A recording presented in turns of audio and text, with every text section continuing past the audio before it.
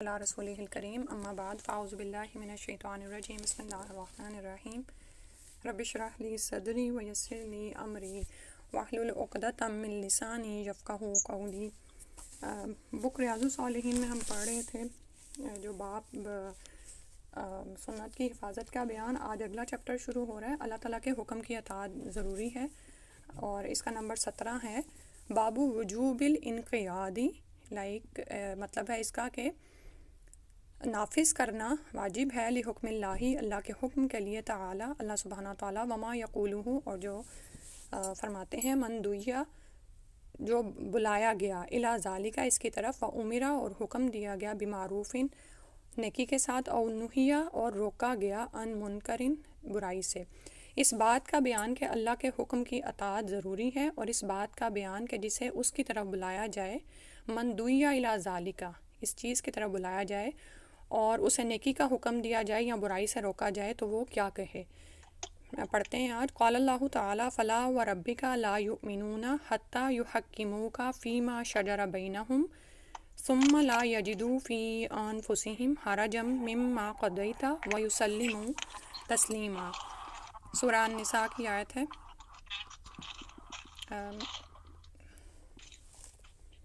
آپ لوگ میوٹ کر لیں اپنا۔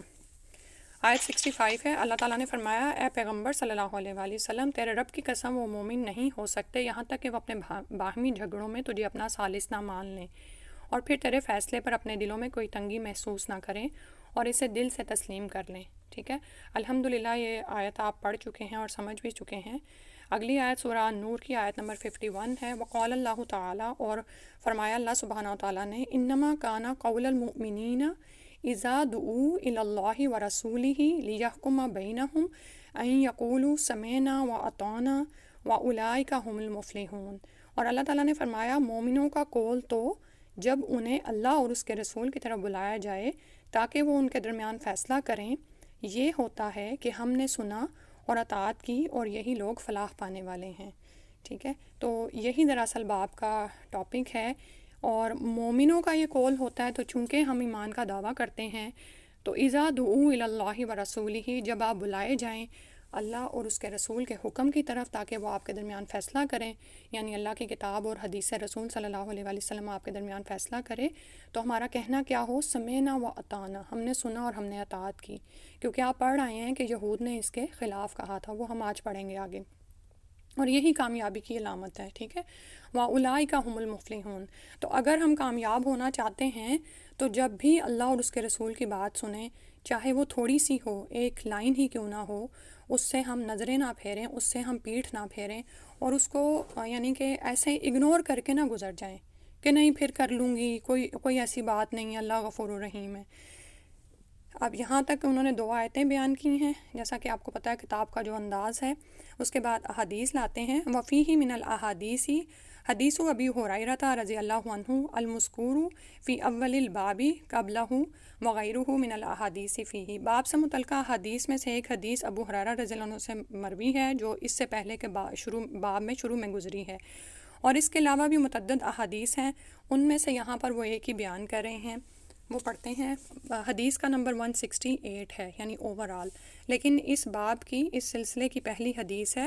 ان ابی ہریرہ رضی اللہ عنہ قال، حضرت ابو ہریرہ رضی اللہ عنہ سے روایت ہے کہ انہوں نے فرمایا، لما نزلت علی رسول اللہ صلی اللہ علیہ وسلم، کہ جب رسول اللہ صلی اللہ علیہ وآلہ وسلم پر یہ آیت نازل ہوئی، للہ ما فی السماوات وما فی الارض وَإِن تُبْدُوا مَا فِي أَنفُسِكُمْ أَوْ تُخْفُوهُ يُحَاسِبْكُم بِهِ اللَّهُ۔ یہ بھی آپ آیت اور اس کی تفسیر پڑھ چکے ہیں، سورہ البقرہ کی آیت نمبر 284 ہے۔ اور جب آپ احادیث میں وہ چیزیں پڑھتے ہیں نا تو ایمان ایک دم سے تازہ بھی ہوتا ہے، اور یعنی اس ایمان پر آپ کی یعنی گواہی بھی بڑھتی ہے کہ ہاں یہ وہی چیز ہے جو ہم قرآن میں پڑھ آئے، سمجھ آئے، اور مفسرین نے ان آیات کی تفسیر میں اس طرح حدیث بیان کی ہوئی ہیں۔ ٹھیک ہے نا، تو پھر دل میں ایک یقین اترتا ہے کہ اچھا، رسول اللہ صلی اللہ علیہ وآلہ وسلم قرآن کی باقاعدہ تعلیم دیتے تھے، وہ آیات کو سکھاتے تھے، تو احادیث کے اتنے بڑے ذخیرے کا انکار ہرگز نہیں کیا جا سکتا۔ ٹھیک ہے، تو یہ آیت جب نازل ہوئی، اور آیت کا ترجمہ کیا ہے، اللہ ہی کے لیے ہے جو آسمانوں اور زمین میں ہے، اور اگر تم ظاہر کرو وہ جو تمہارے دلوں میں ہے یا اسے چھپاؤ، اللہ تعالیٰ اس پر تمہارا محاسبہ کرے گا۔ تو کیا ہوا؟ اشتدّ ذالک علی اصحاب رسول اللہ صلی اللہ علیہ وسلم، تو یہ آیت صحابہ کرام پر بڑی گراں گزری۔ اشتدّ یعنی شدید ہوئی ان پر۔ فآتوا، تو وہ آئے رسول اللہ صلی اللہ علیہ وسلم، رسول اللہ صلی اللہ علیہ وآلہ وسلم کے پاس۔ ثم برکوا علی الرکب فقالوا، تو وہ آپ صلی اللہ علیہ وسلم کے پاس گھٹنوں کے بل بیٹھ گئے اور کہنے لگے، ای رسول اللہ، اے اللہ کے رسول، کلفنا من الاعمال ما نطیق، ہمیں بہت اعمال کا مکلف کیا گیا، یعنی پابند کیا گیا جن کی ہم طاقت رکھتے ہیں، ٹھیک ہے، کہ ہم نے ان کی ادائیگی کی۔ الصلاۃ، جیسے نماز ہے، والجہاد، اور جہاد، والصیام، اور روزے، والصدقۃ، اور صدقہ کرنا، وقد انزلت علیک ہذہ الآیہ ولا نطیقھا، اور تحقیق اب آپ پر ایک آیت اتری ہے جس کی ہم طاقت نہیں رکھتے، یعنی ہمیں نہیں لگتا کہ ہم یہ کنٹرول کر سکیں گے۔ قال رسول اللہ صلی اللہ علیہ وسلم، تو رسول اللہ صلی اللہ علیہ وسلم نے انہیں جواب دیا، آپ نے فرمایا، اتریدون ان تقولوا کما قال اہل الکتابین من قبلکم، کیا تم یہ کہہ رہے ہو جس طرح تم سے پہلے دو اہل کتاب یعنی یہود اور نصارہ نے کہا تھا، سمینا و عصینا، کہ ہم نے سنا اور ہم نے نافرمانی کی، ٹھیک ہے، یہ قرآن میں آپ یہ پڑھ رہے ہیں نا کہ یہود و نصارہ کس طرح اللہ کے احکامات کو سن لیتے تھے اور مانتے نہیں تھے، اور پھر کیا کہتے ہیں کہ ہمارے تو دل ہی غلاف میں ہیں ان باتوں سے۔ تو اہل الکتابین، با پہ زبر ہے اور نون کے نیچے زیر ہے، تثنیہ کی طرف اشارہ ہے، یعنی دونوں اہل کتاب یعنی یہود و نصارہ۔ بل قولو، بلکہ کہو، سمینا و اطعنا، کہ ہم نے سنا اور ہم نے اطاعت کی، غفرانہ کا بخشش ہے تیری یا اللہ، ربنا، ہمارے رب، وإلیک المصیر، اور تیری ہی طرف لوٹنا ہے۔ قالو، تو وہ کہنے لگے، اب یہ دیکھیں، اب جو دلوں میں سوال تھا نا اس کا جواب نہیں دیا نبی صلی اللہ علیہ وسلم نے بھی، ٹھیک ہے نا، سمجھ آ رہی ہے نا بات کی۔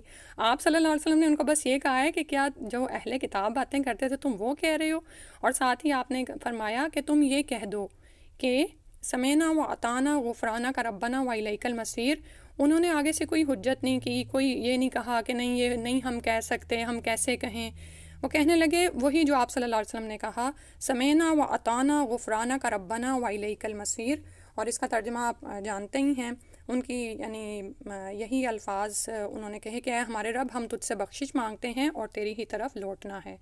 فلما اقترأها القوم وذلت بها السنتهم، پھر جب لوگوں نے آپ صلی اللہ علیہ وسلم کے بتائے ہوئے کلمات پڑھے اور ان کے ساتھ ان کی زبانیں رواں ہو گئیں، انزل اللہ تعالیٰ فی اسریہا، تو اللہ سبحانہ تعالیٰ نے اس کے بعد یہ اسریہا یعنی اس کے بعد یہ آیات نازل فرمائیں، اور یہ آیات آمن رسول سے لے کر سورہ کے آخر تک ہیں۔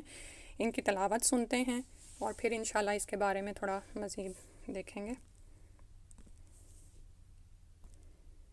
کیونکہ ایک تو تلاوت ہو جائے گی اور پھر یہ آیات روزانہ سونے سے پہلے پڑھی جاتی ہیں، اور جو یہ آیات پڑھ لیں یہ اس کو کافی ہو جاتی ہیں، اس ایمان کے ساتھ ان آیات کو پڑھا کریں۔ بسم اللہ الرحمن الرحیم۔ آمن الرسول بما انزل الیہ من ربہ والمؤمنون کل آمن باللہ وملائکتہ وکتبہ ورسلہ لا نفرق بین احد من رسلہ وقالوا سمعنا وأطعنا غفرانك ربنا وإليك المصير۔ آمن الرسول بما أنزل إليه من ربه والمؤمنون كل آمن بالله وملائكته وكتبه ورسله لا نفرق بين أحد من رسله وقالوا سمعنا وأطعنا غفرانك ربنا وإليك المصير۔ لا يكلف الله نفسا إلا وسعها لها ما كسبت وعليها ما اكتسبت ربنا لا تؤاخذنا إن نسينا أو أخطأنا ربنا ولا تحمل علينا إصرا كما حملته على الذين من قبلنا ربنا ولا تحملنا ما لا طاقة لنا به واعف عنا واغفر لنا وارحمنا أنت مولانا فانصرنا على القوم الكافرين.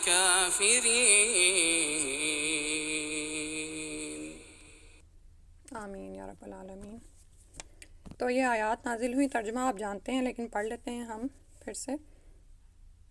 اور مومنین اس پر ایمان لائے، رسول اللہ صلی اللہ علیہ وسلم اور مومنین اس پر ایمان لائے جو ان کے رب کی طرف سے ان پر نازل کی گئی ہے. سب ایمان لائے اللہ پر، اس کے فرشتوں پر، اس کی کتابوں پر اور اس کے رسولوں پر. وہ کہتے ہیں ہم اس کے رسولوں میں سے کسی ایک میں بھی فرق نہیں کرتے، یعنی اللہ کے رسولوں میں سے. اور وہ کہتے ہیں ہم نے سنا اور اطاعت کی، اے ہمارے رب ہم تیری بخشش کے طالب ہیں اور تیری ہی طرف لوٹنا ہے. جب انہوں نے ایسا کر لیا تو اللہ تعالیٰ نے اس آیت کے اس حصے کو جو ان پر گراں گزر رہا تھا منسوخ فرما دیا. ٹھیک ہے، اور اس کی جگہ یہ نازل فرما دیا لا یکلف اللہ نفسا الا وسعہا. ٹھیک ہے، تو ہمارے سامنے تو آمن رسول پوری ظاہر ہے نازل ہو گئیں، اور لیکن جو اس کا شان نزول ہے وہ اس طرح سے ہے کہ پھر اللہ تعالیٰ نے جب یہ فرمایا کہ اللہ تعالیٰ کسی نفس کو اس کی طاقت سے زیادہ تکلیف نہیں دیتا، جو اچھے کام کرے گا اس کا فائدہ اسی کو ہوگا اور جو برے کام کرے گا اس کا وبال اسی پر ہوگا. اے ہمارے رب ہماری بھول اور خطاؤں پر ہماری گرفت نہ فرما.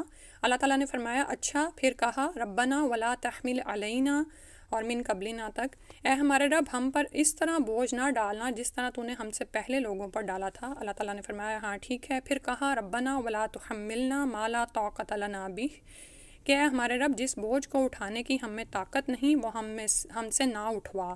اللہ تعالیٰ نے فرمایا ٹھیک ہے. پھر کہا واعف عنا واغفر لنا اور علی القوم الکافرین تک اترا کہ اور ہم سے درگزر فرما، ہمیں بخش دے اور ہم پر رحم فرما، تو ہی ہمارا کارساز ہے، چنانچہ تو کافروں کے مقابلے میں ہماری مدد فرما. اللہ تعالیٰ نے فرمایا ٹھیک ہے. مسلم کی روایت ہے. ٹھیک ہے، تو سبحان اللہ. اب اور ہم یہ ساری اس کی تفسیر پڑھ رہے ہیں تو آپ یہ دیکھیں کہ صحابہ آیات کو لیتے تھے، اس پر عمل کرنا چاہتے تھے، کیونکہ باب کا نام ہے بابو وجوب الانقیادی لحکم اللہ تعالی.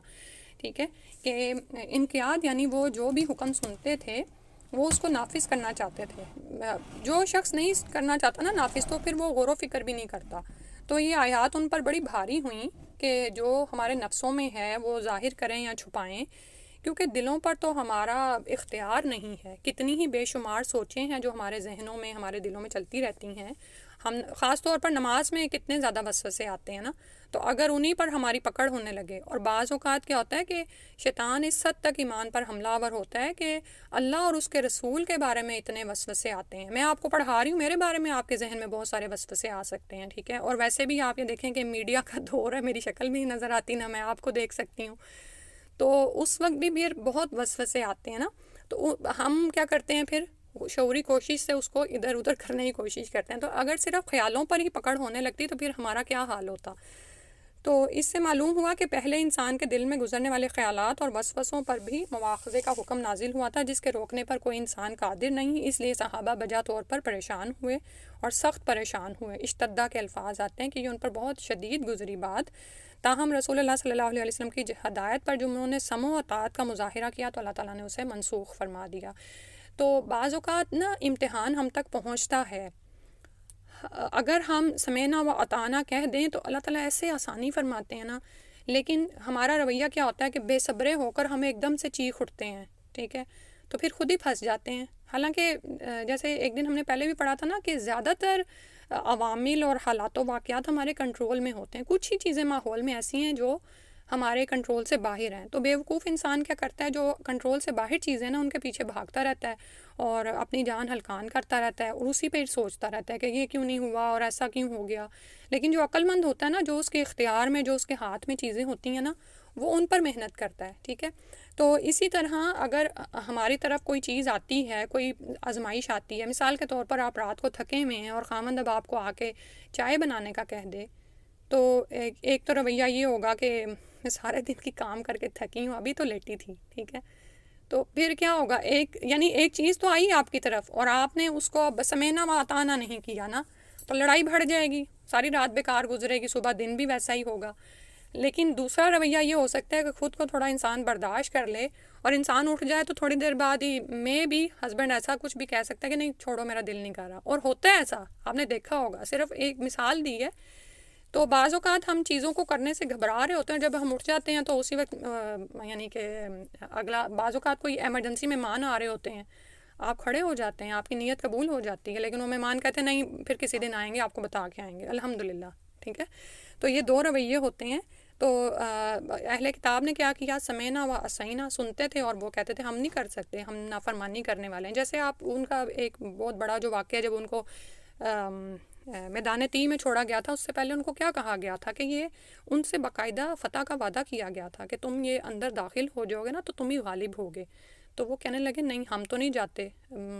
پھر نعوذ باللہ یہاں تک بات انہوں نے کی کہ موسیٰ تم اور تمہارا رب جا کے لڑو، انا ہاہنا قاعدون، کہ ہم تو یہیں پہ بیٹھے ہوئے ہیں۔ اور اسی طرح سے کیونکہ وہ اندر جابر قوم تھی، جبارین تھے، عمالقہ کی قوم تھی، ڈر گئے ان سے۔ تو حالانکہ وہ جو دو ایمان والے تھے ان میں سے، وہ انہیں کہنے بھی لے گئے کہ اگر تم انٹر ہو جاؤ گے نا تو ظاہر ہے وہ تلواریں لے کے تو نہیں کھڑے ہوئے، جب عام لوگوں سے گزر ہوگا اور جب اتنی بڑی جماعت ہزاروں کی تعداد میں اندر داخل ہو جائے گی تو حکومت تو خود ہی تمہاری ہو جائے گی۔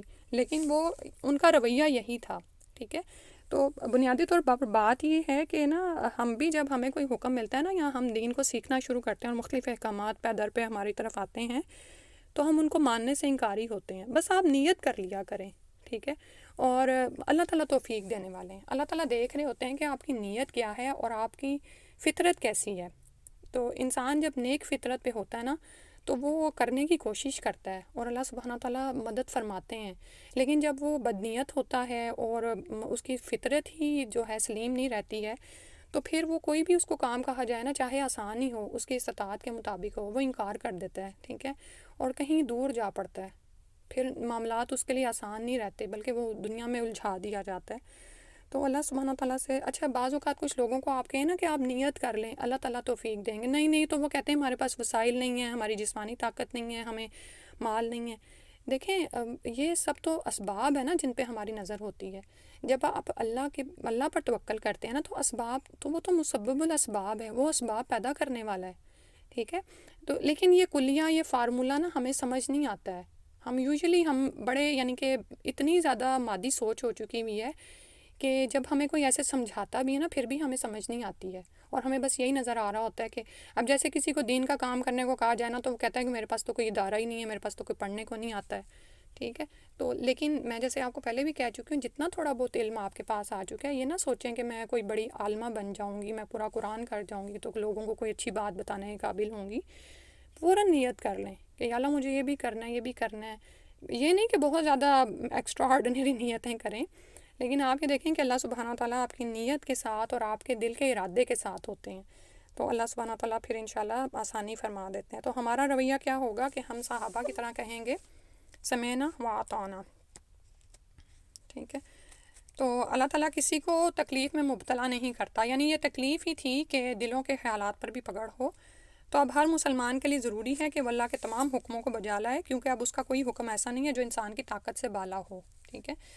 جیسے آپ جہاں جہاں پر رکھے گئے ہیں نا، آپ کی استطاعت کے مطابق وہیں پر ہی آپ سے اتنا ہی آپ سے سوال ہے، ٹھیک ہے۔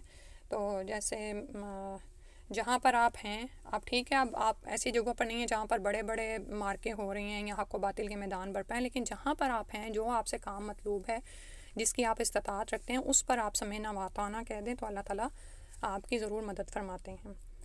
اور پھر یہ ہے کہ اگر برائی کا عزم کر بھی لیا جائے، اور اچھا دو چیزیں ہیں، ایک تو یہ ہے کہ کیونکہ وہ والی حدیث بھی آپ کو یاد آ رہی ہوگی نا جس میں قاتل اور مقتول دونوں جہنم میں جائیں گے، ٹھیک ہے، کیونکہ دونوں نے ارادہ باندھا ہوا تھا، ایک کا ارادہ جو ہے وہ پایا تکمیل کو پہنچ گیا اور دوسرے کا نہیں، کیونکہ ظاہر ہے ایک کا ہی وار چلنا تھا نا، تو اس کے لیے انہوں نے آخر میں لائن دی ہوئی ہے کہ خیالات اگر عزم کی صورت اختیار کر لینا لیکن انسان کسی طرح انہیں پایا تکمیل تک نہ پہنچا سکے تو اس کا بھی مواخذہ ہوگا۔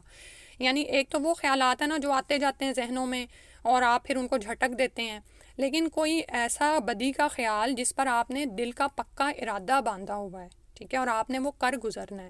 لیکن کیا ہوا، وسائل مہیا نہیں ہو سکے. قتل کا پورا ارادہ کیا ہوا تھا لیکن چاقو نہیں چلا یا گولی نے کام نہیں کیا، تو اب اس بندے کی پکڑ ہوگی کیونکہ اس کا ارادہ پکا تھا. پھر اللہ تعالیٰ اس کے ساتھ جو بھی معاملہ کریں. ٹھیک ہے، تو یہ دو چیزیں ہیں کہ اگر غیر ارادی طور پر اختیارات یعنی خیالات ذہن میں آتے رہتے ہیں تو ان پر پھر پکڑ نہیں ہے، بلکہ ان کو انسان جھٹکنے کی کوشش کرے. اسی طرح نماز میں بھی یہی معاملہ کیا کریں. تو اللہ تعالیٰ سے دعا ہے کہ اللہ تعالیٰ سمجھ کی توفیق عطا فرما دے اور اس کے مطابق عمل کی توفیق دیں. جزاک اللہ خیرن کثیرن. سبحانک اللہم و بحمدک، اشہد ان لا الہ الا انت، استغفرک و اتوب الیک. السلام علیکم و رحمۃ اللہ.